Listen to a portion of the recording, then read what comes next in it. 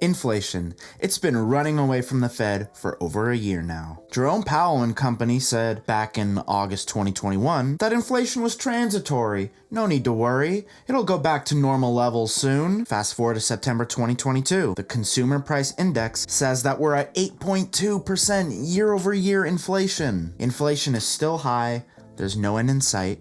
And I'll be honest, it doesn't feel very good. The Fed, they raise interest rates to fight inflation, and now homebuyers have lost hundreds of thousands of dollars in purchasing power, and workers are now at risk for losing their jobs, and people's 401ks, they're in the toilet because stock prices are down because businesses are being charged more money, and still inflation hasn't changed. Man, what the So, what's causing this inflation? We've heard many theories about why inflation is high. It's because we gave the people stimulus checks. Those stupid commies, they're killing our country.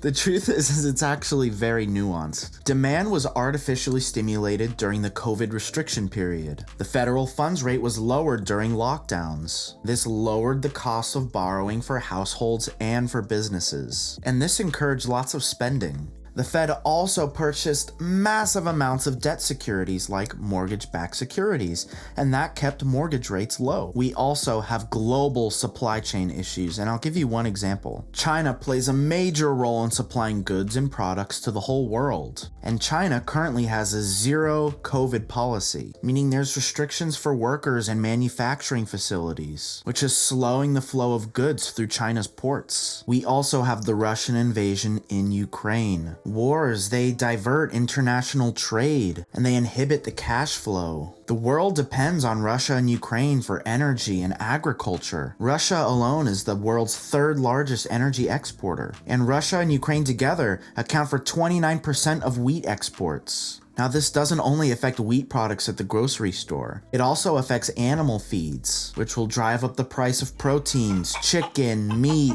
eggs, dairy.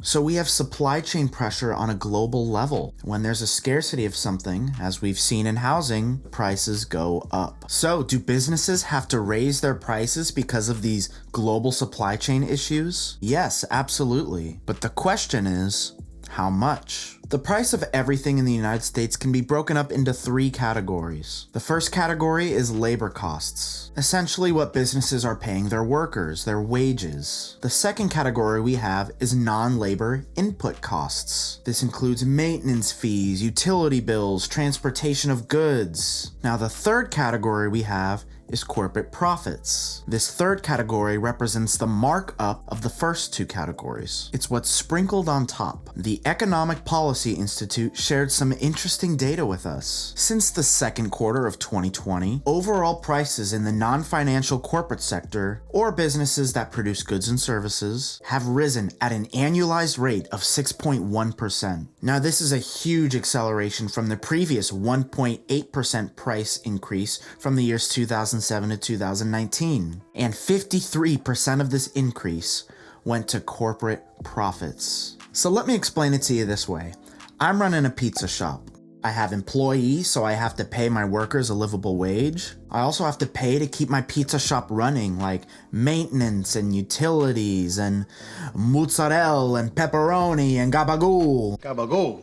Over here. That's a lot of money. And so I need to take these expensive and pass them on to people who buy my pizza. That's all priced into the pizza when you buy a box of pizza from me. But I'm also a business and I need to make a profit. So I take my labor costs, I take my overhead, sprinkle a little profit on top, and that's what goes into the price of a pizza from me. So if my overhead gets more expensive, say because of supply chain issues, the price of my pizza is gonna go up. But here's what a lot of the corporations are doing. Take the price increases that we've been seeing and feeling as consumers. More than half of those increases are going to corporate profits. Yes, we have supply chain issues and the Russian invasion in Ukraine, and that's making things more expensive. But corporations have increased prices more than needed to compensate for those things. They're exploiting these supply problems to justify higher prices, but the higher prices are mostly going to profits. They're basically saying this: darn, supply chain issues. It's gonna cost me 5% more to make my pizza, but I'm gonna use it as an excuse to raise my pizza prices by 10%. This is all public information, by the way. You can look at a corporation's earnings statements and financial records and see that the revenue that they're generating greatly outweighs their operating costs. So how is the Fed involved in this? Well, the Fed is just gonna keep raising rates until the labor market is more balanced. In all of the press conferences we see from Jerome Powell, he blames the inflation on the strong labor market. But that's not the problem, is it, Jay Powell? What?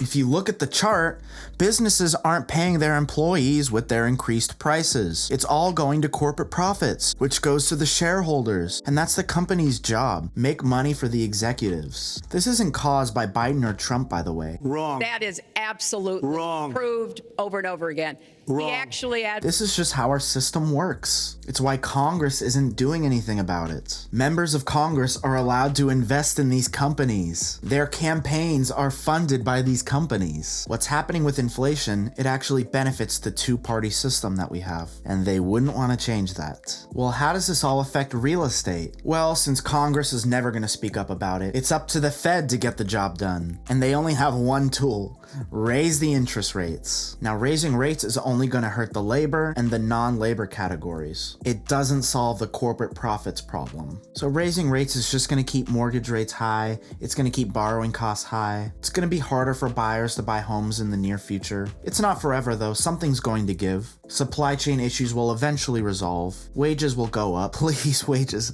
Please go up. And I can't wait to see how the story ends. Thank you all so much for watching. Please give the video a like. Please subscribe to the channel, and I'll see you next time. Cheers.